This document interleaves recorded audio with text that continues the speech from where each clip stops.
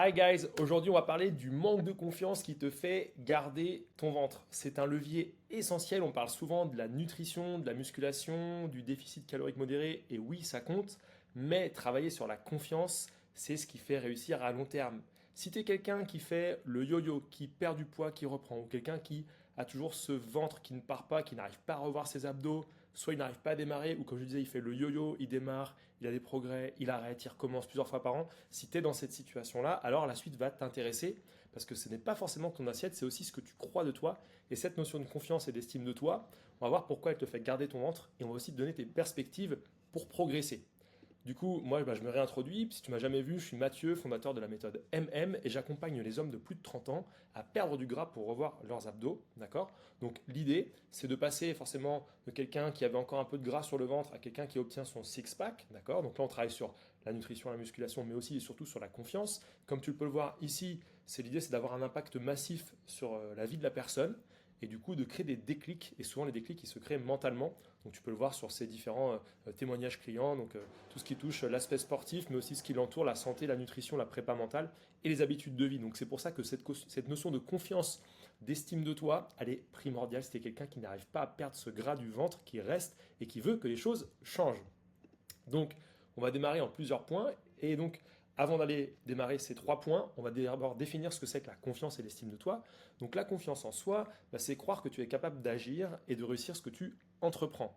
Donc, c'est une croyance qu'on va créer, en fait, qu'il va falloir intégrer, ancrer en toi pour que, une fois que tu as cette croyance que tu es capable d'agir et de réussir, eh bien, ça y est, la confiance en toi va se créer, va se nourrir au quotidien de petites victoires. Et c'est ce qui va t'amener, du coup, à continuer ton programme, à continuer tes bonnes habitudes pour perdre ce ventre qui t'ennuie, en avoir fini avec le fait de ne pas oser retirer ton t-shirt à la plage, de plus te regarder dans le miroir, de voir que bah, toi-même tu ne te désires plus, que tu c'est pas en phase avec qui tu veux être. Et donc ça ruine ta confiance. Même si c'est pas politiquement correct de le dire, un homme qui a plus confiance en lui, ça se voit, ça crée plus d'estime de lui-même. Donc c'est la valeur que tu t'accordes indépendamment de tes résultats. L'estime de toi, c'est quel que soit le résultat, tu es certain de ce que tu peux proposer, de tes qualités. Et donc ça, c'est super important, que ce soit dans ta vie professionnelle, sentimentale, sociale. Et donc ça, parfois on n'ose pas trop le dire, mais tu as le droit, comme n'importe qui. Et moi, j'ai accompagné plus d'une centaine d'hommes. Il n'y en a aucun, après avoir eu le physique, son nouveau physique, qui voulait revenir à l'ancien. Ça, c'est clair et net. Donc parfois, certains n'osent pas le dire. Mais si tu veux vraiment changer et te débarrasser de ce gras, eh bien la suite, du coup, va t'intéresser pour construire et bâtir la confiance en soi et l'estime de toi. Allez, le premier point, c'est la peur du changement. Ça, c'est pour certains, c'est même inconscient. Parce que tu me diras, bah oui, moi je veux changer, j'en ai marre de ce ventre, j'ose pas retirer mon t-shirt, je vois pas mes abdos. Donc, inconsciemment, ton corps, il aime bien ce qui est familier. Si tu t'es habitué à être le mec qui a du bide, qui va dire, ouais, c'est génétique, mon oncle était comme ça, mon père était comme ça, et puis tes amis, ils ont toujours déconné un peu comme ça avec toi, eh bien, tu as intégré ça.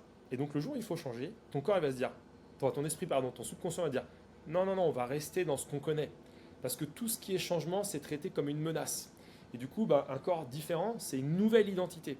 Quand tu décides de perdre du gras, ce gras du ventre qui reste, c'est que tu vas décider de changer d'identité. Tous les mécanismes subconscients de ton cerveau qui ont été issus de ton expérience vont essayer de retenir dans ta situation où tu es. Donc l'inconnu, ça fait peur.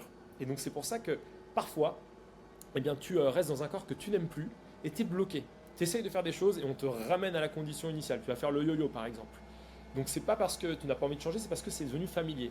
Du coup, la solution que je te donne pour avancer, c'est qu'il va falloir accepter l'inconfort. Tu vas te sentir pas à l'aise, ça va être dur au départ, tu vas voir les changements, tu vas avoir des réflexions, les regards qui vont changer sur toi, tu auras parfois pas envie de t'entraîner, tu diras mais de toute façon finalement pourquoi je fais ça, tu vas avoir plein d'idées qui vont te passer par la tête, mais en fait ça sert à rien, j'étais bien comme j'étais avant, mais alors que tu es près du but en fait. Et donc il va falloir contrer et accepter l'inconfort du changement comme une étape essentielle, pas un danger, une étape normale et essentielle pour pouvoir construire ta confiance. Et quand tu vas avoir des résultats, il faudra les noter, il faudra les savourer. Plus tu as des résultats, j'ai perdu 1 kilo, je vois mieux mes abdos, je commence à avoir les abdos du haut, j'ai moins de gras sous les bras, mes pecs se sculptent. Ça, c'est des feedbacks tellement importants qu'il faut le noter, il faut le dire. Pourquoi? Parce que ça va bâtir ta confiance en toi, ça va aller sur l'estime de toi. Ah, j'y arrive. Et donc, le fait de le répéter, de l'avoir dans un carnet d'objectifs, ça va aider à construire cette confiance et accepter, entre guillemets, cette peur du changement. Donc ça, c'est important d'avoir des feedbacks pour réussir à créer cette confiance par rapport à cette mécanique de peur du changement. Le deuxième point, c'est l'auto-sabotage. Tu as dû en entendre parler, c'est un terme qui est à la mode, c'est qu'en fait, tu casses tes efforts juste avant le résultat final. Je suis sûr que certains d'entre vous, tiens, dites-moi dans les commentaires un peu où est-ce que vous êtes bloqué, qu'est-ce que vous avez déjà mis en place, est-ce que vous faites le yo-yo, est-ce que des fois vous vous sabotez. Donc parfois, on veut quelque chose, on commence à avoir des résultats et de manière subite, d'un coup on arrête. On arrête de s'entraîner. On dit, oh, finalement, il m'a appelé, je préfère aller prendre l'apéritif et j'irai m'entraîner plus tard. Alors que tu as commencé à avoir des résultats. Donc tu te détaches des bonnes habitudes, et ben en fait, c'est des mécanismes conscients et inconscients qui te ramènent à l'état initial encore une fois. Et donc, tu es en train de, tout seul comme un grand, t'auto-saboter. Tu sors des rails. Tu as été saboté, le train sort des rails, et hop, on revient à la case départ. Tu n'arriveras pas à destination. Donc plus tu t'approches du corps que tu veux, plus le changement devient réel. Et donc plus l'inconfort il monte. Donc c'est par rapport à ce qu'on disait avant, la peur du changement. Une fois que l'inconfort il est à son paroxysme, bah là, le craquage, l'arrêt du programme, l'excuse de dernière minute, baisse de motivation, eh bien il faut mettre de la discipline pour contrer cet auto-sabotage. On ne sera pas tout le temps motivé. Moi je ne suis pas tout le temps motivé. Mais quand je ne suis pas motivé, je sais pourquoi je le fais. J'ai des objectifs, je sais que derrière ce sera mieux. Donc je fais ce qu'il faut faire. Et donc avec les personnes que j'accompagne, mes clients, je mets ça en place. Savoir remplacer la motivation par la discipline pour éviter l'auto-sabotage. Donc ce n'est pas un manque de discipline souvent, c'est un retour de sécurité. Ça te ramène, tu vois, il y a des forces qui vont te ramener, que ce soit dans ton entourage, que ce soit toi-même, que ce soit les excuses qui vont arriver au bout de quelques mois alors que tu as progressé, mais ça va te ramener à ta condition initiale. Et donc ça, je travaille beaucoup là-dessus avec les personnes que j'accompagne, c'est un des plus grands leviers de progression. Du coup, bah, si tu vois que le yo-yo pardon, se répète, c'est pas par hasard. Donc si c'est le cas pour toi, encore une fois, dis-le dans les commentaires, ça m'intéresse d'avoir ton retour d'expérience par rapport à ça. Du coup, la solution qu'on apporte pour avancer, parce que c'est important d'apporter des solutions, c'est repérer le moment où ça sabote. Et moi, j'ai beaucoup d'exercices que je mets en place par rapport à ça. C'est noter dans un carnet ou sur ton téléphone quel était le moment où c'est parti en cacahuète. Qu'est-ce qui s'est passé? Et donc, on va regarder, parce que tu vas voir qu'avec une grille de lecture, on va s'apercevoir que ce sont les mêmes schémas répétitifs qui s'opèrent et qui t'empêchent de perdre cette bouée qui t'ennuie, ce gras qui t'insupporte, et qu'en fait, il faut régler le moment où ça arrive. Et en fait, on va travailler sur ce qu'on appelle des ancrages, on va mettre des schémas de projection où tu vas te visualiser en train d'éviter la boulangerie parce que chaque fois que tu passais, tu prenais 3 pains au chocolat. Bah, la prochaine fois, tu vas passer. Première semaine, tu en prendras un, puis après, tu en prendras une moitié, j'en sais rien, ou une petite viennoiserie, puis après, tu en prendras un par semaine. Tu vois, l'idée, c'est pas d'interdire, mais c'est de commencer à créer des ancrages, savoir que quand je pense que j'ai trop faim, alors que pourtant tu as atteint ta cible calorique, boire un verre d'eau, travailler sur la projection de ton image, relire tes statistiques, parler à ton coach. Donc tout ce qui va faire que tu vas pouvoir tenir cette envie de sortir des rails et donc d'éviter de te saboter. Et ça, c'est important de pouvoir trouver les stratégies. Et si tu fais ça, eh bien, ta confiance, quand tu auras passé l'épreuve de l'attraction, du retour à l'état initial, et que tu ne seras pas saboté quand tu auras passé cette épreuve, là encore, on renforce la confiance. Donc ce que je disais au tout début de la vidéo, on renforce l'estime de soi, et on passe à l'étape supérieure, et on a renforcé son mental. Et donc ça va générer de la confiance à long terme. Dernier point du coup, donc la zone de confort, cette fameuse zone de confort. Quand tu écoutes des analyses de sportifs, moi j'accompagne des sportifs professionnels également, eh bien c'est essentiel de travailler sur la zone de confort. Donc le ventre, il est devenu pour toi une protection. D'accord? C'est là où tout le monde te connaît, tout le monde te... T'as peut-être eu des blagues où tu dis bah mon oncle était comme ça, je suis comme ça de toute façon. Donc rester comme tu es, ça évite d'être vu, d'être jugé, d'être attendu. C'est plus facile, tu as déjà cette identité-là, on te reconnaît comme ça, et donc si tu changes, tu sors de cette zone de confort, tout va changer.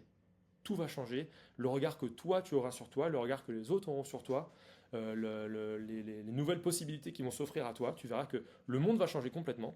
Et donc, eh ben, ça fait peur. Ça fait peur de changer. C'est comme un déménagement, c'est comme quelqu'un qui change de pays. Ça fait peur. Et quand ça fait peur, eh bien, des fois, on n'ose pas le faire. Et du coup, le familier rassure plus qu'il ne te dérange. Du coup, tu choisis l'inconfort comme quelque chose de connu plutôt que le changement inconnu. Pour avancer et sortir de cette zone de confort, eh bien, il va falloir prouver à toi-même que tu es capable.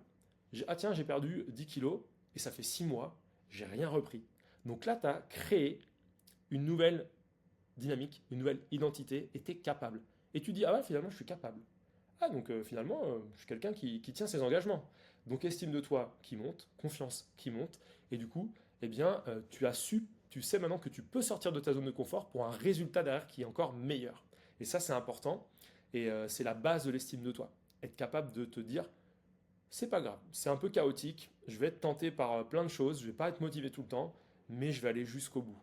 Et si je le fais, ah tiens, je suis capable d'avoir fait. Je suis sûr que quand tu étais à l'école ou même dans ta vie, tu as eu des moments où tu pensais pas faire quelque chose et tu l'as fait. Par exemple, un copain te dit tiens, on va faire une course à pied. Tu as fini la course alors que tu pensais pas le faire et tu as fait un bon temps et tu dis ah, et bah tiens, ça te rend fier de toi.